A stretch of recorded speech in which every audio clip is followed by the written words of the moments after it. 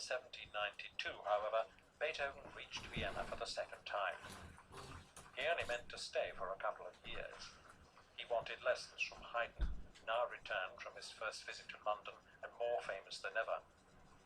He needed to experience the musical life of this most vibrant of capitals, not as large and imposing as it is today, but the seat of power of the great Habsburg Empire. It was a city where luxury and the arts flourished to an astounding degree. It seemed carefree and ready for all that was new in the theatres and concert halls. Of course, there were princes and counts with huge fortunes who indulged themselves by maintaining orchestras or quartets or composers. Beethoven was to benefit from their support. But perhaps the most important development as far as Beethoven was concerned was the rising influence of the bourgeoisie, the educated public, who paid to go to the operas or concerts, or subscribed to the printing of new music, and so were increasingly becoming the support of composers. While this was an encouraging trend throughout Beethoven's lifetime, at the start he had to find financial support, complete the musical studies he'd set himself to do, and make his name. He began lessons with Haydn. Their relationship was not a fruitful one. Haydn, while recognizing the worth of his pupil, was very busy. His singularly successful visit to London had spurred him on to major compositions. However, he introduced Beethoven to the inner circles of Viennese musical life to such an extent that the young man was caught forever. Beethoven quickly made a great impression on one or two people, in particular Prince Lichnowsky, who had been a pupil and close friend of Mozart. Lichnowsky was warm and tolerant of Beethoven's rather eccentric way of life. Countess Wilhelmine Thun, Lichnowsky's mother-in-law, also took a great liking to Beethoven. While immensely loyal to his friends in return, Beethoven could strain the relationship very easily by taking huge offense at some small thing.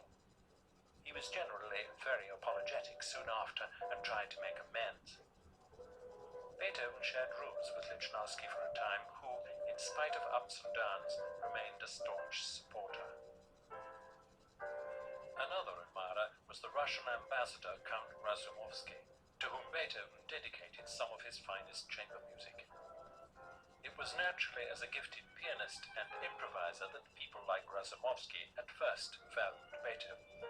We should not forget, however, that Beethoven, whose reputation in later years was that of a gloomy recluse, easily drew friends to him from a wide range of people, from music lovers to music professionals, and just as easily the man in the street, who came to value him as a charming, kind, and gentle man of worth.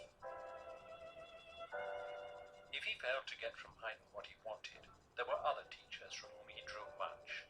He studied counterpoint with Johann Schenk, director of the Vienna Opera. Schenk didn't want to offend Haydn, so made his corrections to Beethoven's studies in secret. Then there was the now aging Johann Georg Albrechtsberger, court organist and Kapellmeister at St. Stephen's Cathedral, and well fitted to be Beethoven's teacher. Antonio Salieri, now probably, since the death of Mozart, the most popular composer of opera, was an expert in setting Italian texts, and he too gave Beethoven lessons.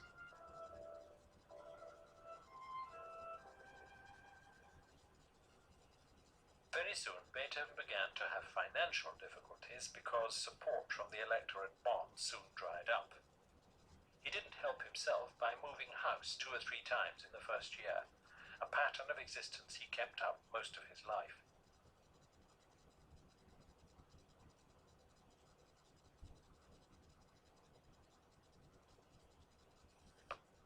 By 1795, only 3 years after his arrival, he played his first piano concerto to an astonished audience.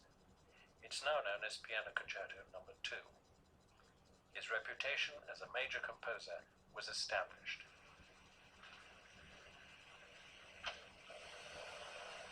Beethoven made a tour through the musical cities of Eastern Europe, to Prague, Dresden, and Berlin.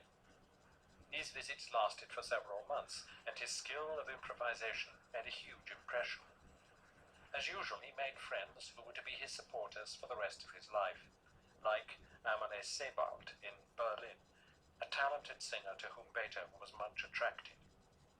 His concert tours were also a financial success. In this portrait, Beethoven is about 30 years old. As early as 2 years before, in 1798, and unknown to his friends, he began to suffer from the calamitous illness which was to blight the rest of his life. In rooms in this house, Beethoven lived for some time. The owner, a man called Baron Pasqualati, was Beethoven's legal advisor.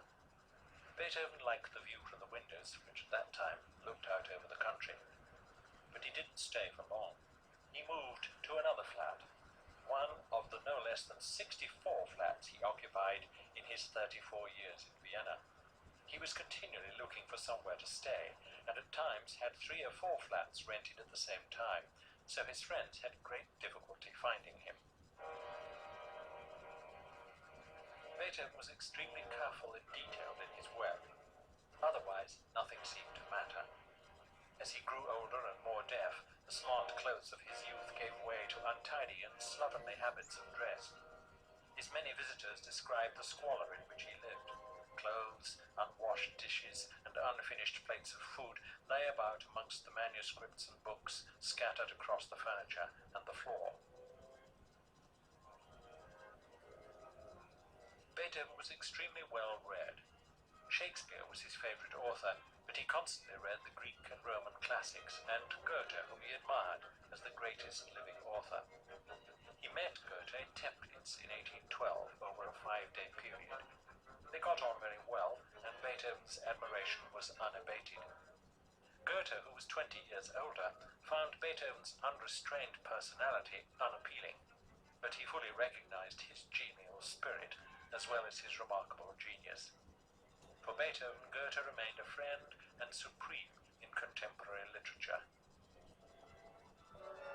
Beethoven was very interested in science and new inventions such as hot air balloons and electricity, but he was distinctly dismissive of people who were not as literary or well informed as he was.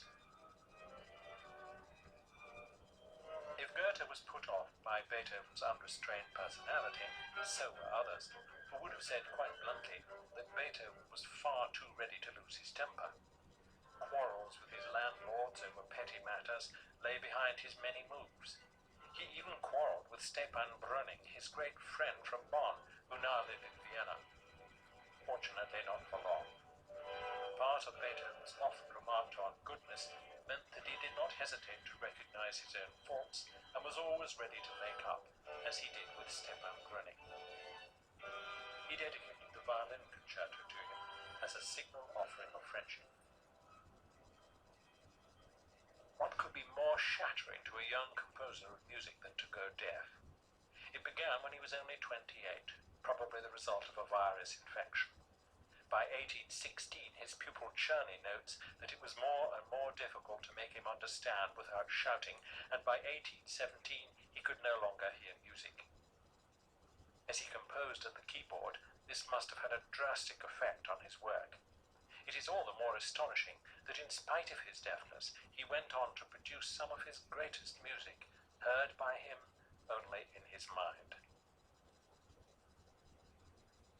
Beethoven's irregular habits meant that his health in general was poor. He had a sequence of doctors with whom he quarreled, and was always on some course of treatment or other. He suffered in turn from jaundice, stomach disorders of all sorts, fevers, lung diseases, rheumatism, and even malaria. Beethoven was befriended by music lovers at all social levels. Not least among his supporters was Countess Erdődy. In his early years in Vienna, he had an unsteady income from teaching through the publication of his compositions and from concerts at which he played or conducted. As his deafness developed, he played less and less, and his financial position became even more unsettled. In 1809, the Countess came to his rescue. The King of Westphalia suddenly invited him to be his Kapellmeister on a salary of 600 golden ducats a year. Given his circumstances, it was a tempting offer.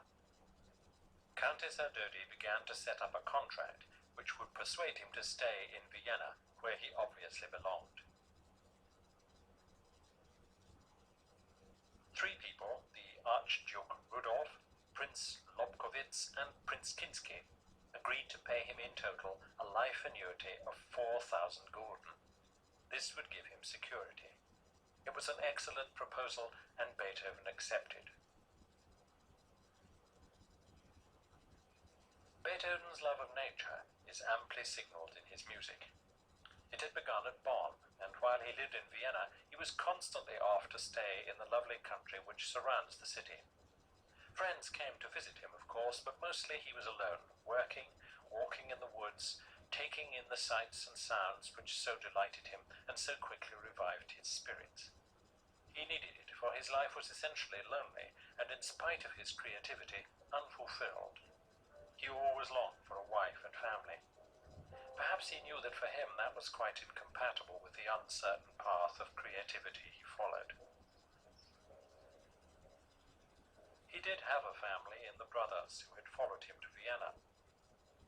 The apothecary Johann was very successful in his business, and he finally bought an estate not far from Linz. He had married his mistress Therese, a union Beethoven strenuously disapproved of and was never able to accept. That was one problem. Brother Karl, the civil servant, married a woman called Johanna, whom Beethoven considered thoroughly dishonest. That was another problem. There were constant quarrels with Johanna until Karl died suddenly, leaving a young son, also called Karl, to the care of his wife and his brother. Young Karl was 9 years old on his father's death, and to share his upbringing with a detested mother was not a happy thought for Beethoven. He satisfied a court that she had been unfaithful to her husband and was therefore not a fit mother for her child. He was granted custody of Karl and sent him to a much-admired boarding school in Vienna. They might have had a good relationship, but Karl was ill-disciplined, and of course Beethoven was short-tempered. Karl's adolescence was not an easy one. After some years of conflict, Beethoven was at his wits' end. So apparently was Karl, for he attempted to shoot himself in the head. The bullet was dislodged, however, by Beethoven's doctors, and he recovered and joined the army, where he was, mercifully, happy.